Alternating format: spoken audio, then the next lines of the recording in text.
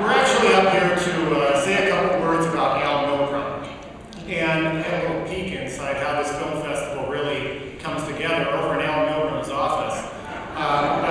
Some of you know what I'm talking about.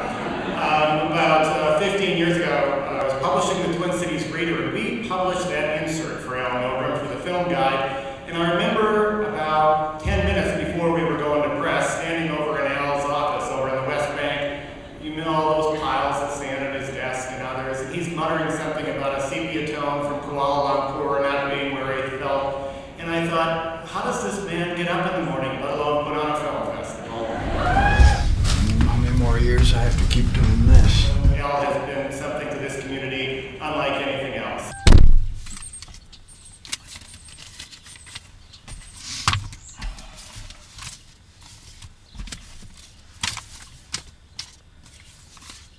Oh, another one? Mayor Ryback, who's supposed to be a friend of the festival, just seems to get more money out of me than I ever get out of him.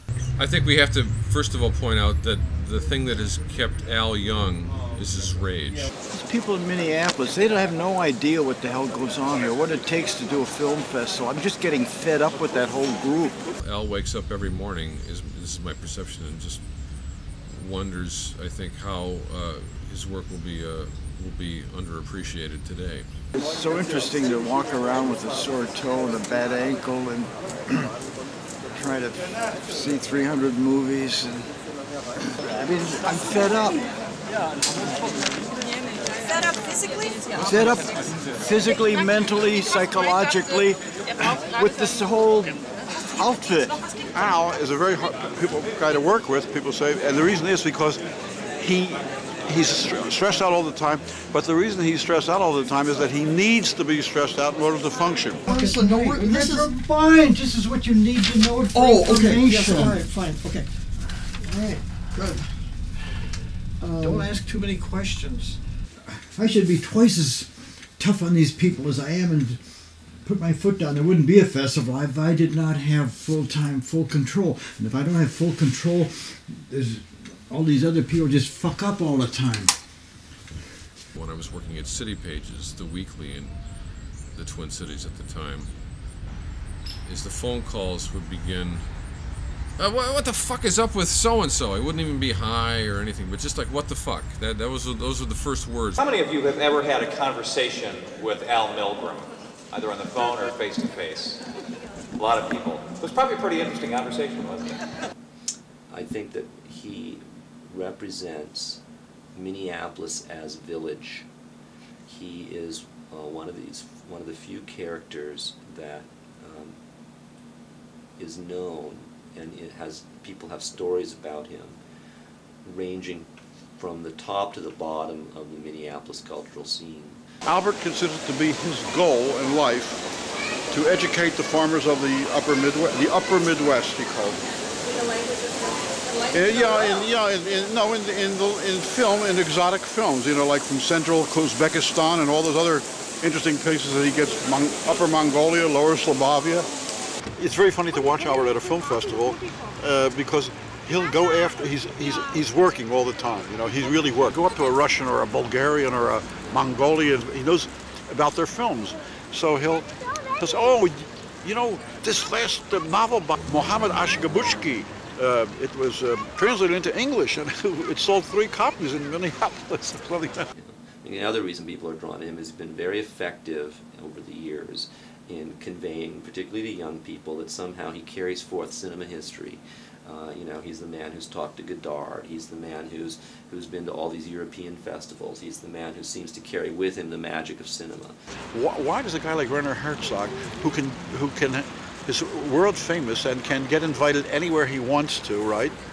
Why does he bother to come to a place like Minneapolis? Al epitomizes for me the director of festival for the good reasons, for love of films and wanting to share them, and that's the reason why we like going to him. And also he's old school in the noble sense, in the sense that he sticks by his word, and not only old school because he's old, but because he sticks to his word and he does it for the right reasons, which unfortunately a lot of very major festivals directors, they really are in a cutthroat business, trying to, you know, take something away from whatever competition and not doing it for the right reasons.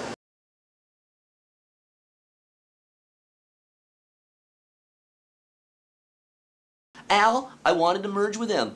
Why? Because I thought that if you wanted to have an ongoing alternative film organization that could last long-term in this town, you had to have the festival be the thing that helped support it. And I also knew that the Film Society was dying. They had no money.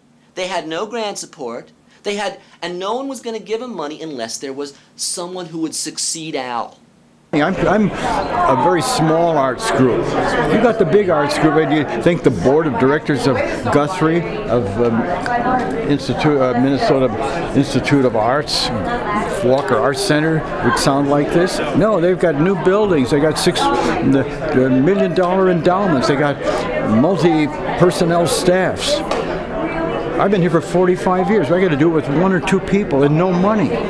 You got two kinds of artistic directors. You got the kind of artistic director that lives the organization through himself or herself. He or she is the organization, and when he or she dies, the organization dies. And then you've got the artistic director or executive director that wants the organization to go forward. Tyrone Guthrie was the latter. The people who started the Walker are the latter. The organizations don't die when they go away. I tried to build an organization that would go on. It took me 6 years of constant pressure on Al, and constant pressure on the rest of these people to make this happen. Through this period of time, I was able to purchase the theater with the help of the McKnight Foundation.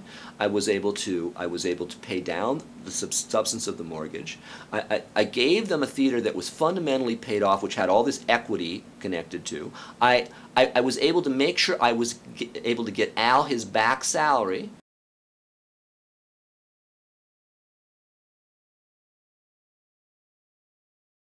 Did you read that article in the City Pages about 3 weeks ago? Nightmare on Oak Street? No. Crappy projection, no heat in the building. The building's going to be sold. A doctored up image with the marquee saying 600,000 K. I mean, what is the purpose of that? And he doesn't have a retirement plan. This man, of course, who couldn't build an organization that might be able to do that sort of thing. He comes into an organization where I've got health care benefits, I've got equity, I've got profitability, I've got hundreds of thousands of dollars in the bank.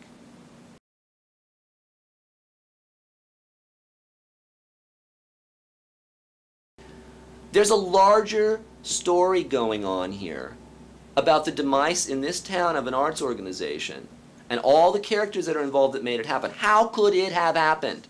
How could it have happened? Why did it happen? People that were in the old Oak Street, sore heads, full of spite, would like to see us drop into the earth. That's the truth. You got egos, you got anger, you got an organization in ruins, you got a legendary figure that everyone wants to be mythical about, you got people who have weird father figure relationships with him, who also want to undercut him. You got me as an outside figure who's raging volcanically. There are 3 sides to every question: the right and the wrong, and to hell with it.